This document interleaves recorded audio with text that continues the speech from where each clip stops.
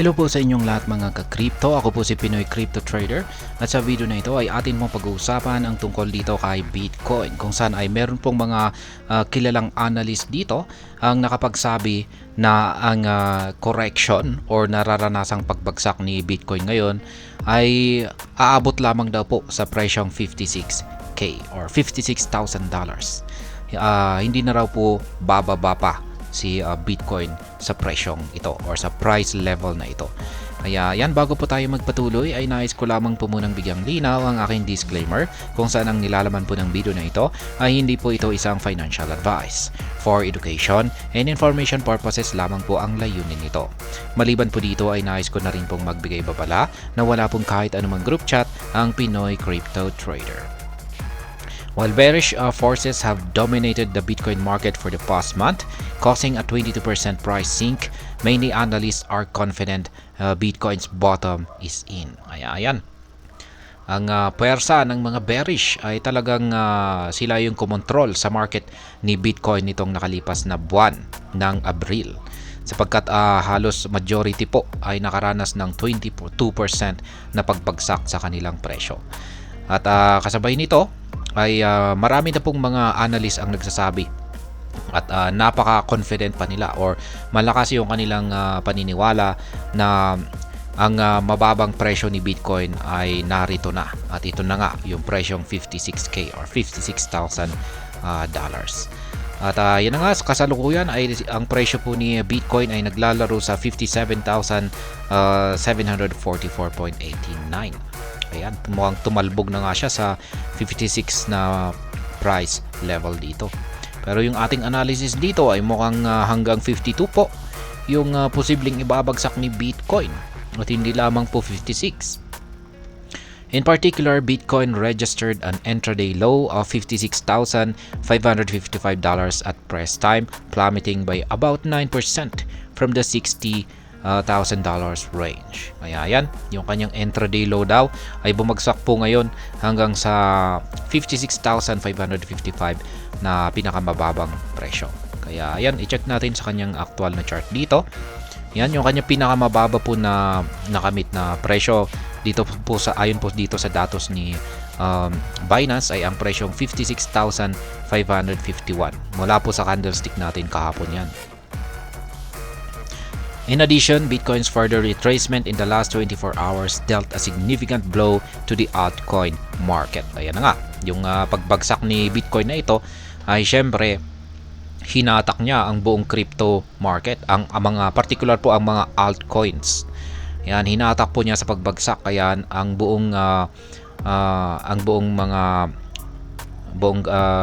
crypto market natin ay nakaranas na rin ng pagbagsak. Kaya yan, red na red po yung kanilang 7-day performance dito.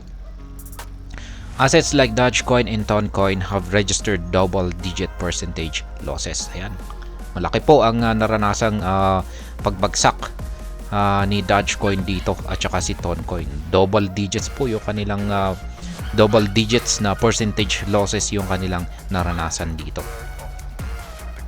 Notably, this unyielding bleeding trend in the Bitcoin market has been ongoing for nearly 5 weeks already, and the asset has shredded 22.35% of its all-time high value. Kaya ayan na nga, halos 5 linggo na pong nakakaranas ng tuloy-tuloy na pagbagsak itong si Bitcoin. Kaya mula po ng inakyat niya yung kanyang all-time high na presyo, ayan, dito po yan. Ayan, nandito po yan. Nasa mga 73,848 ay ayan, nagpatuloy na po siya sa kanyang tuloy-tuloy na pagbagsak. At ayan, nawala na po or natanggal na po yung kanyang 22.35% na ibinigay na gain sa all-time high na presyong ito. Meanwhile, well-known analysts in the crypto space believe Bitcoin's price may not crash significantly any further. At ayan, binigyan po tayo ng pag-asa rito ng mga kilalang analyst na naglabas ng kanilang pahayag dito.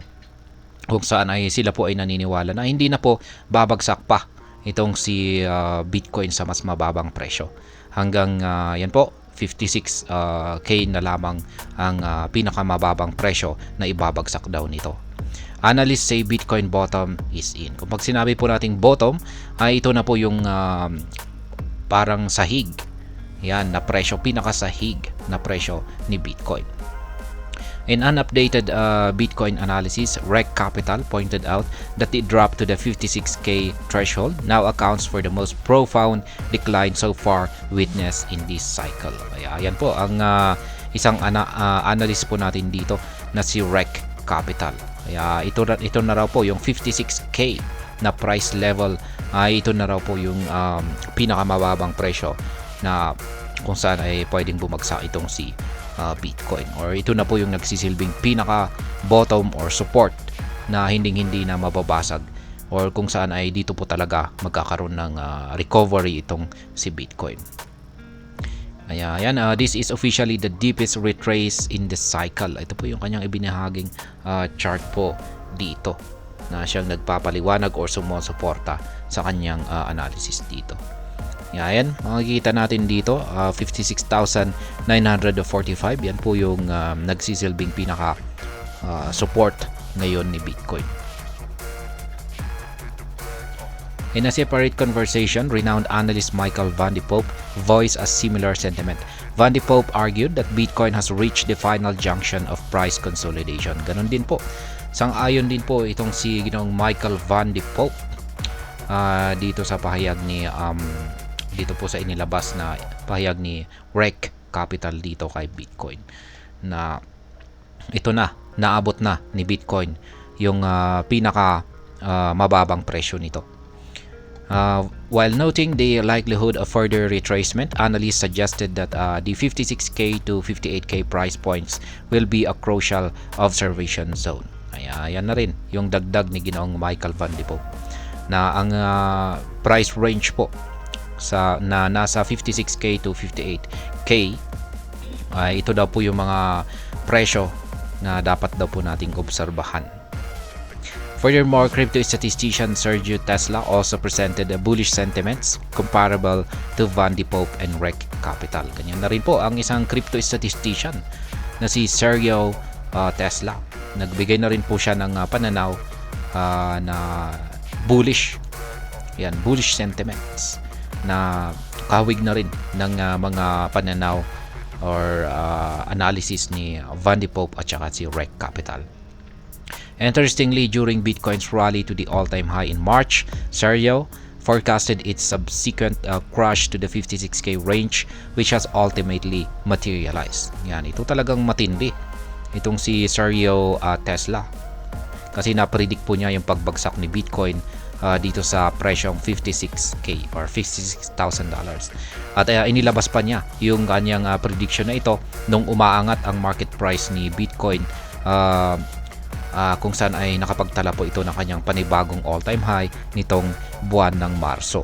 Yan, dito po siya naglabas ng kanyang prediction na si Bitcoin kasunod ng pagtatala or pagkakaroon ng kanyang panibagong all-time high nitong March ay makakaranas daw ng pagpagsak itong si Bitcoin hanggang dito sa presyong $56,000. At yan na nga, nagkatotoo nga yung kanyang prediction dito. Bumagsak nga talaga itong si Bitcoin dito sa $56,000 na price level. Nonetheless, he considers the $56,000 threshold to be Bitcoin's bottom before a significant takeoff. Ayan, dagdag pa niya rito ay ang $56,000 na price level ay ito na raw yung bottom price or pinakahuling support, kung saan ay dito na raw po magti-take off or dito na tatalbog ang market price ni Bitcoin para ito ay magpatuloy sa kanyang pag-angat sa presyo. In particular, these analysts expect Bitcoin to rally back to the unprecedented $80,000 range much faster than the asset dip to $56,000. Kaya yan, ito po ang matindi rito na pahayag ng nitong si Sergio Tesla. Ayon po sa kanya ay pagkatapos daw pong tumalbog itong si Bitcoin sa presyong 56K ay mabilis daw po siyang aakyat sa presyong $80,000.